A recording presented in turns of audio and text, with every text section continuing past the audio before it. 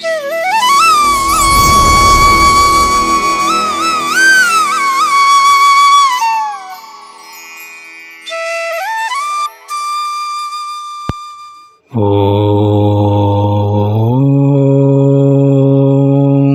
శ్రీ సచ్చిదానంద సమర్థ సద్గురు సాయినాథ్ మహారాజ్ కీ జై.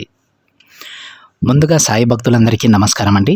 వీడియో చూస్తున్న ప్రతి ఒక్కరిపైన ఆ సాయినాథుని ఆశీస్సులు ఉండాలని, బాబా గారి భక్తులందరూ ఎప్పుడూ కూడా ఆనందంగా సంతోషంగా వారి జీవితాన్ని గడపాలని మనస్ఫూర్తిగా కోరుకుంటూ ఈ వీడియోని స్టార్ట్ చేస్తున్నాను ఫ్రెండ్స్. ముందుగా ప్రతి ఒక్క బాబా బిడ్డకి కూడా ఈరోజు గురు పౌర్ణమి శుభాకాంక్షలు అండి. ఇది మనకెంతో ప్రత్యేకమైనటువంటి రోజు. ఆ తండ్రిని మనం సేవించుకునేందుకు ఒక గొప్ప అవకాశం కల్పించినటువంటి ఒక అద్భుతమైనటువంటి రోజు. ప్రతి గురువుకి ఆ గురువులకే గురువైనటువంటి బాబా గారికి ఈ సందేశం తరపున ప్రతి ఒక్క బాబా బిడ్డ తరపున కూడా ధన్యవాదాలు తెలుపుకుంటూ, అసలు ఈరోజు బాబా గారు తన బిడ్డలకి ఏం చెప్పాలనుకుంటున్నారో ఆ అమృత వాక్కులను అయితే విందామండి. బాబా గారు ఈ విధంగా అంటూ ఉన్నారండి. బిడ్డ, ఈ గురు పౌర్ణమి రోజున ప్రశ్నించకుండా ఇక్కడ ఉన్నటువంటి ఈ విభూదిని తీసుకో. ఈ క్షణంలో నువ్వు వినబోతున్నటువంటి శుభవార్త గురించి తెలుసుకోమా. నీ సాయి గురించి తెలిసినటువంటి నువ్వే నన్ను అర్థం చేసుకోలేకపోతున్నావు కదూ తల్లి. నిన్నెప్పుడైనా కానీ ఒంటరిని అనే విధంగా అలాంటి ఆలోచన కూడా రాకుండా నిత్యము నిన్ను ఏదో ఒక విధంగా సంతోష పెట్టాలని చూస్తున్నటువంటి నీ సాయి నాన్నను నువ్వే అర్థం చేసుకోలేకపోతే ఎలా బంగారు? నువ్వెలా అపార్థం చేసుకుంటూ నాతో మాట్లాడకుండా నాపై నీ చిట్టి అలకను ప్రదర్శిస్తూ ఉంటే ఎలా నేను తట్టుకోగలనమ్మా చెప్పు. నిన్ను నేను ఏ విధంగా ఒంటరిగా వదిలేస్తానని నువ్వు అనుకుంటున్నావు తల్లి? నిన్ను ఒంటరివి అనేటువంటి భావన నుండి బయటకు తీసుకొచ్చేందుకు నేను ఎంతగా ఎన్నెన్ని ప్రయత్నాలు చేశానో తెలుసా బిడ్డ. ఇలా నువ్వు బాధపడుతూ ఉంటే, ఇలా ఎప్పుడూ కూడా దుఃఖిస్తూ ఉంటే నేను మాత్రం నిన్ను చూస్తూ సంతోషంగా ఎలా ఉంటానో చెప్పు. కొండంత అండగా నీకు నీ సాయి నాన్న ఉన్నాడని నీకు తెలియదా? తెలుసుకునేటువంటి ప్రయత్నం ఎప్పుడైనా చేశావా? నీకు ఉన్నటువంటి దురదృష్టాన్ని అణచివేస్తున్నాను బిడ్డ. నీకు ఉన్నటువంటి ఆర్థిక సమస్యలన్నీ కూడా దూరమయ్యేటువంటి సమయాన్ని నీకు ప్రసాదించబోతూ ఉన్నాను. నిన్ను వెతుక్కుంటూ ఒక మంచి అవకాశం రాబోతోంది బిడ్డ. ఎవరో నిన్ను మోసం చేశారని వారి గురించే ఆలోచిస్తూ నీ జీవితాన్ని సైతం నీ చేతులారా నువ్వే నాశనం చేసుకుంటూ ఉన్నావు. నిన్ను కని పెంచిన వారిని ఎందుకలా బాధ పెడుతూ ఉన్నావు బిడ్డ? ఆ పిచ్చి తల్లిదండ్రులకు ధైర్యం చెప్పవలసిన అవసరం నీకు లేదా? అలా ధైర్యం చెప్పాల్సినటువంటి నీవే ఎందుకు వారికి లేనిపోని బాధలు కలిగించేలా చేస్తూ ఉన్నావు? మీకోసం వారి జీవితాన్ని సైతం ఫలంగా పెట్టి అహర్నిశలు మీకోసం శ్రమిస్తూ మీరు బాగుంటే చాలు అని కోరుకున్నటువంటి వారికి అవసరమైనటువంటి చిన్న చిన్న ఆనందాలను సైతం వదులుకొని నీవు బాగా ఉన్నతమైనటువంటి స్థాయికి చేరుకోవాలని వారు అనుకోవడమేనా వారు చేసినటువంటి తప్పు? అర్థమవుతుందా? మాటలతో వారిని నేనేమీ బాధ కలిగించే విధంగా చేయలేదు కదా బాబా అని నువ్వు నాతో అనవచ్చు తల్లి. మాటలతోనే అనాలా? నువ్వు నీలో నువ్వే ఏదో ఆలోచించుకుంటూ ఆకలి దప్పికలన్నీ కూడా మరచిపోయి ఎవ్వరితోనూ కుటుంబంలో ఉన్నటువంటి వారితో సఖ్యత లేకుండా వారికి దూరంగా రాత్రులు నిద్ర లేకుండా నిన్ను దూరం చేసుకున్నటువంటి మూర్ఖుల గురించి ఆలోచిస్తూ నీ జీవితాన్ని ఎందుకు ఎక్కడే ఆగిపోయేలా చేసుకుంటూ ఉన్నావు? దీని ద్వారా నీ తల్లిదండ్రులను ఎందుకు నువ్వు అలా బాధ పెడుతూ ఉన్నావు? నీ కుటుంబ సభ్యులను ఎందుకు అలా బాధ పెడుతూ ఉన్నావు? నిన్ను వద్దు అని అనుకున్నవారు అక్కడ ఎంతో సంతోషంగా వారి నూతనమైనటువంటి జీవితాన్ని వారి కుటుంబంతో సంతోషంగా గడుపుతూ ఉంటే నువ్వు మాత్రం ఎందుకు తల్లి ఇలా పనికిరాని ఆలోచనలన్నీ కూడా నీ మనసులో నింపుకుంటూ వాటి కోసం వృధాగా సమయాన్నంతా కూడా కేటాయిస్తూ ఉన్నావు?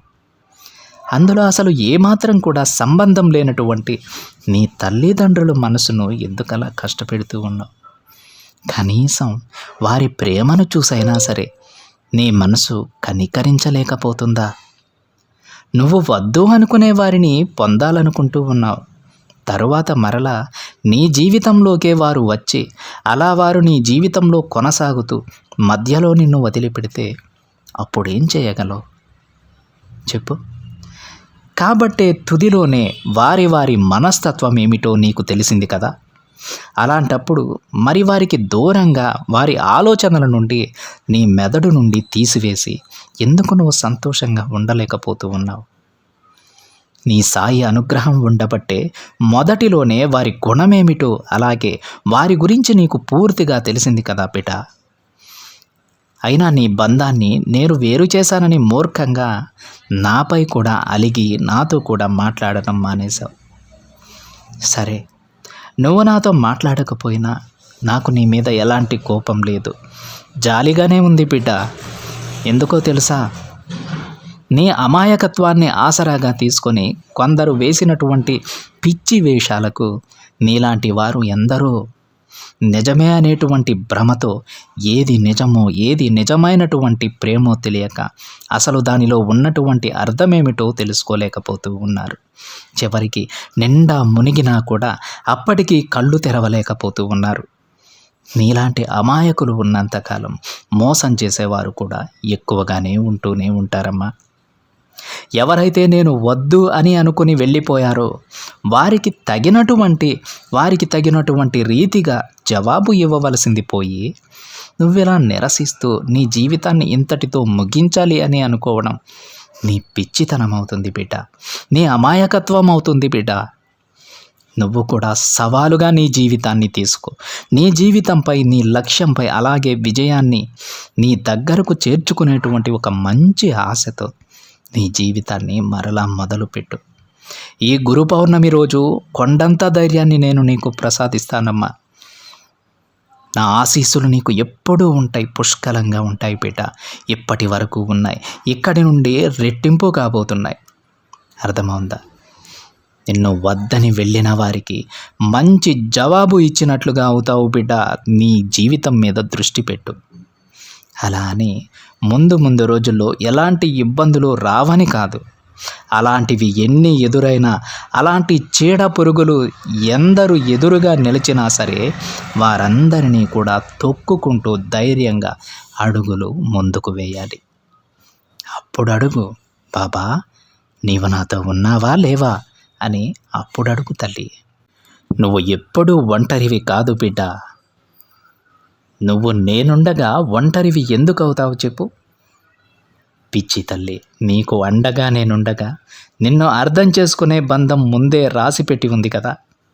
అది నీ వరకు చేరాలంటే అందుకు ఇంకాస్త సమయం ఉంది.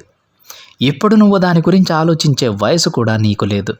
ఆ సమయం రాగానే నీ గురించి అంతగా ఆలోచించేటువంటి నీ సాయికి నీకు ఎలాంటి బంధంతో ముడివేయాలో నాకు తెలియదంటావా? నీకు ఏది ఇవ్వాలో అలాగే ఏది ఇస్తే మంచిదో నాకు తెలిసినంతగా ఇంకెవ్వరికీ తెలియదు. అంతవరకు కాస్త సమయాన్ని నాకు కేటాయించు. అర్థమైందా బిడ్డ? ముందు నీ జీవితంలో నువ్వు దేనికి ఎక్కువ సమయం ఇవ్వాలో తెలుసుకొని నీకోసం నీకు ఏమైందని పాపం బెంగపడుతూ ఉన్నటువంటి నీ తల్లిదండ్రులతో ముందు సంతోషంగా కాలాన్ని గడుపు బిడ్డ. ఆ తరువాత సమయానికి ఆహారం తీసుకో. ప్రతిరోజు నీ ఇష్ట దైవారాధన మాత్రం మానొద్దు. మంచి భక్తి గీతాలను ఆలకించు. స్నేహితులతో సమయాన్ని గడుపు. మరలా నూతనమైనటువంటి జీవితాన్ని ప్రారంభించబోతున్నావనుకో. అప్పుడు నీ లక్ష్యంపై ఇంకా దృష్టిని సారిస్తూ అలాగే నీ విజయాన్ని అతి త్వరలోనే నువ్వు పొందబోతున్నావని తెలుసుకో. నీకు వండగా నేను ఎప్పుడూ కూడా నీ వెనకే ఉంటానని ఎప్పుడూ మర్చిపోవద్దు. బాబా కేవలం నీ మనసుకు నచ్చిన విధంగా కాసేపు నీ మనసుని మరల్చే విధంగా ఏవో కొన్ని మాటలు చెబుతున్నాడని మాత్రం అనుకోవద్దమ్మా. బాబా నన్ను వట్టి మాటలతో నన్ను మాయ చేస్తూ ఉన్నాడని అనుకోవద్దు. ఎందుకంటే బిడ్డ, ఇప్పటి వరకు నేను చెప్పినటువంటి ప్రతి మాట కూడా నీ జీవితానికి తప్పకుండా అవసరమవుతాయి. అలాగే ఇప్పుడు నువ్వు మరలా జీవితంలో కోలుకోవాలంటే నేను చెప్పినటువంటి మాటలు కూడా నీకు ఎంతో ముఖ్యం అనుకుంటున్నాను. కాబట్టి ఇన్ని మంచి మాటలతో ఈరోజు నీ ముందుకొచ్చానమ్మా. ఈ గురు పౌర్ణమి రోజున నా బిడ్డను నేను ఆశీర్వదించుకుంటూ ఉన్నాను. ఈ తండ్రినే నమ్ముకున్న ప్రతి బిడ్డకి కూడా ఈ గురు పౌర్ణమి రోజు ఒక మహర్దశనైతే నేను ప్రారంభించాను తల్లి. అతి త్వరలోనే ప్రతి బిడ్డ నా దగ్గరకు ఆనంద బాష్పాలతో వస్తారు, ధన్యవాదాలు చెబుతారు. నా పైన ప్రేమాభిమానాలు ఇంకా రెట్టింపయ్యేలా ఒక గొప్ప జీవితాన్ని నా బిడ్డలందరికీ ప్రసాదిస్తున్నానమ్మా. అందులో నువ్వు కూడా ఉన్నావు తల్లి. అందుకే ఈ విషయాలన్నీ కూడా నీకు చాలా క్లుప్తంగా చెబుతున్నాను. అర్థమవుతుందా తల్లి? బాబాని అర్థం చేసుకోవడానికి ప్రయత్నం చేయి, మిగతావన్నీ నేను చూసుకుంటాను. చూడమ్మా, నేను చెప్పినటువంటి మాటలను వృధాగా పోనివ్వకుండా నేను ఏదైతే చెప్పానో ప్రతి ఒక్కటి కూడా పాటిస్తూ ఉండు. నువ్వు కేవలం నా జీవితం అంతా కూడా ఇలా దుఃఖమయం చేశావు బాబా, నేను అడిగినటువంటి కోరికను నువ్వు నెరవేర్చలేదు అని మాత్రమే అనుకోవద్దు. కొన్నిసార్లు నీ కోరిక నువ్వు ఎంతగా అడిగినా కూడా నెరవేరడం లేదు అంటే అర్థమేంటో తెలుసా? అసలు ఎవరికి తెలుసు? భగవంతుడు నువ్వు అడిగిన దానికన్నా కూడా నీకు ఇంకా ఎక్కువ ఇద్దామని ఇలా ఆలస్యం చేస్తున్నాడేమో. బాబా లీలలను గ్రహించు తల్లి. ఎంత గొప్ప కోరిక నెరవేరాలో సమయం అంతగా కేటాయించాల్సి వస్తుంది.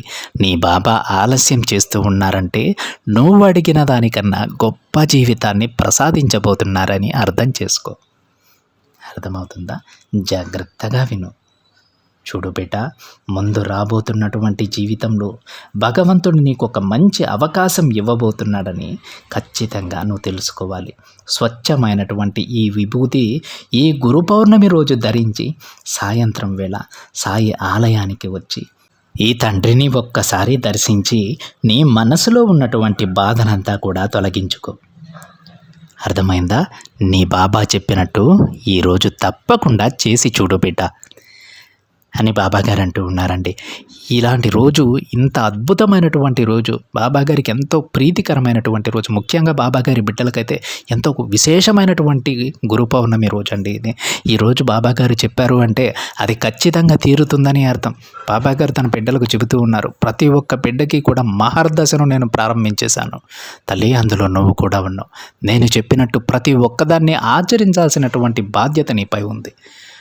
అప్పుడు అడుగు, బాబా నువ్వు నా మాట వింటున్నావా? బాబా నా కోరిక నువ్వు తీరుస్తావా అని అప్పుడు అడుగు తల్లి. తీరకపోతే ఆ రోజు నన్ను నిలదీయమని బాబాగారు అడుగుతూ ఉన్నారు. బాబాగారి ఉద్దేశం ఒకటే అండి, తన బిడ్డలు ఎప్పుడూ కూడా దుఃఖంతో ఉండకూడదు, సంతోషంగా ఉండాలి. ఎప్పుడు ఆనంద బాష్పాలు తమ కంట రావాలి, కానీ దుఃఖంతో కార్చే కన్నీరు రాకూడదని బాబాగారు కోరుకుంటారు.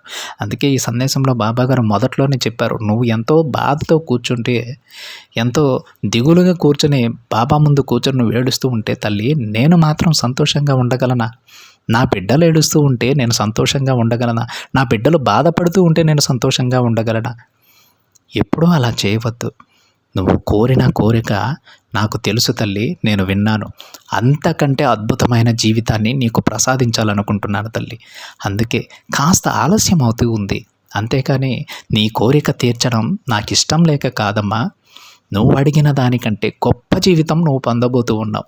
నేను ఇచ్చి తీరాలి అనుకుంటే తప్పకుండా అందిస్తాను. ఆ జీవితం రావడానికి కాస్త సమయం పడుతుంది. అంతేకాని నువ్వు నాకు దూరం అయిపోలేదు, నేను నీ మాటలు వినకుండా పోలేదు. నువ్వు మాట్లాడే ప్రతి మాట నేను వింటూ ఉన్నాను. నీ వెంటే నేనున్నానమ్మా. కాస్త సమయాన్ని నాకు ఇవ్వు తల్లి అని బాబాగారు అంటూ ఉన్నారు.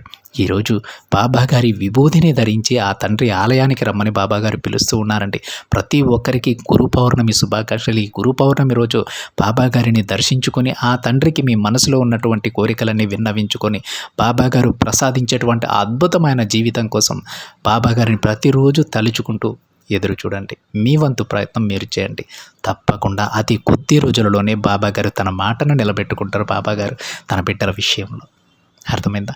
ఇలాంటి ఈరోజు బాబా గారు ప్రసాదిస్తానన్నటువంటి ఈ గొప్ప జీవితం, ఇంత అద్భుతమైనటువంటి జీవితం ప్రతి బిడ్డకి ప్రసాదించాలని, అదేవిధంగా ఈ గురు పౌర్ణమి నుంచి ఆ తండ్రి మనందరికీ కూడా ఒక గురువుగా మారి మంచి చెడులు చెప్పుకుంటూ మన ఉన్నతికి బాబా గారు ఎంతో సహాయపడాలని ఆ తండ్రిని వేడుకుంటూ ప్రతి ఒక్క బిడ్డ తరపున ఆ తండ్రికి శుభాకాంక్షలు తెలియజేస్తూ ఉన్నానండి.